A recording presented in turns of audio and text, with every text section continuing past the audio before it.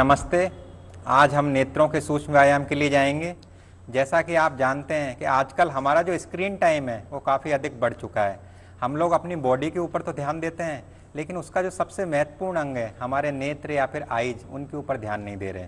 हम अपने लिए बाइसेप्स, ट्राइसेप्स, शोल्डर, सबकी मसल्स को एक्टिवेट करने के लिए, एंगेज करने के लिए एक्सरसाइज कर रहे हैं, पर नेत्रों के व्यायाम के ऊपर हम कभी ध्यान नहीं देते।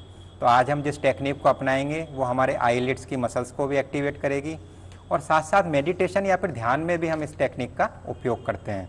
तो सर्वप्रथम अपने अंगूठे को सामने की ओर लाएं, अपनी दृष्टि अंगूठे की टिप के ऊपर केंद्रित रखेंगे। इसी पोजीशन में अपना ध्यान बनाने की कोशिश। धीरे धीरे इनहेल करते हुए अंगूठे को अपने आईब्रो के नज़दीक लाने का अभ्यास।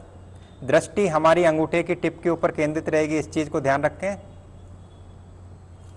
फिर पुनः एक्सेल करते हुए अंगूठे को धीरे धीरे वापस से दूर की ओर ले जाएंगे। दृष्टि हमारी अंगूठे की टिप के ऊपर ही केंद्रित रहेगी। तो ये प्रॉक्सिमल और डिस्टल का हमने अभ्यास किया। इसके बाद हम लोग अंगूठे का साइड वाइज मूवमेंट करेंगे। तो पुनः एक्सेल करते हुए धीरे धीरे अंगूठे को राइट साइड ले जाएंगे।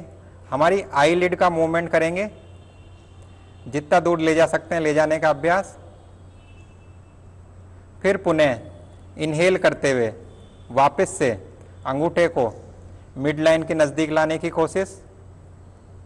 पुनः एक्सेल करते हुए लेफ्ट साइड ले जाने का अभ्यास और इनहेल करते हुए पुनः नज़दीक लाने की मिड लाइन पे कोशिश। इसके बाद हम जो आई के मूवमेंट के लिए जाएंगे वो है क्लॉकवाइज और एंटी क्लॉकवाइज मूवमेंट। तो वापस से पुनः अंगूठा हमारी दृष्टि के सामने की ओर, दृष्टि अंगूठे की टिप के ऊपर केंद्रित, सर्कुलर मोशन करेंगे। धीरे धीरे इनहेल करते हुए क्लॉकवाइज मूवमेंट करेंगे, दृष्टि अंगूठे की टिप के साथ साथ मूवमेंट करेगी। एक्सेल करते हुए पुनः नीचे की ओर आएंगे, दृष्टि हमारी अंगूठे की टिप के साथ ही मूवमेंट करेगी, इस चीज का ध्यान रखें। इस बार इसको एंटी क्लॉकवाइज मूवमेंट करेंगे।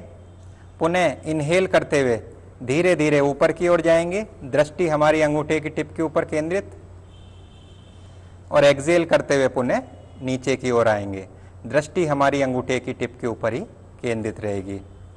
इस आई के मूवमेंट में भी जो कुछ गलतियां हो रही है उन चीज़ का हम लोगों को ध्यान रखना है। जैसा कि आप जानते हैं आसन में और व्यायाम में क्या चीज़ फ़र्क है। जब हम आसन या योगा का अभ्यास कर रहे हैं तो उसमें हमारा जो मूवमेंट हो रहा है वो ब्रेथ के साथ हो रहा है। तो इस चीज़ का ध्यान रखें, जब भी हम कोई भी मूवमेंट करेंगे तो ब्रेथ के साथ उसको कोऑर्डिनेट करना है। वरना ज़्यादातर कंडीशन में हम देखते हैं कि हम लोग बाइसेप्स की एक्सरसाइज कर रहे हैं, ट्राइसेप्स की कर रहे हैं, तो उस टाइम हम ब्रीथिंग पैटर्न पे उतना ध्यान नहीं देते, इसलिए उसका जो असर होता है सिर्फ मसल्स के ऊपर होता है और योगा का असर हमारी बॉडी के ऊपर हो रहा है। तो इसलिए हमको ब्रेथ के साथ मूवमेंट को कोऑर्डिनेट करना है। इस आइज वाली मूवमेंट में जो सबसे बड़ी गलती यही होती है कि जब हम लोग साइड वाइज मूवमेंट करते हैं तो हम लोग ध्यान रखें हमारी आई लिड का मूवमेंट होना चाहिए। कई लोग धीरे धीरे अपनी गर्दन का भी मूवमेंट करना स्टार्ट करते हैं, तो जो मूवमेंट हो गया वो गर्दन का हो गया, हमको मूवमेंट करना है सिर्फ आई लिड का। और ऐसे ही जब क्लॉकवाइज और एंटी क्लॉकवाइज भी मूवमेंट करेंगे ध्यान रखें हमारी नेक का मूवमेंट नहीं होना चाहिए। मूवमेंट जो होगा हमारी सिर्फ आई लिड का।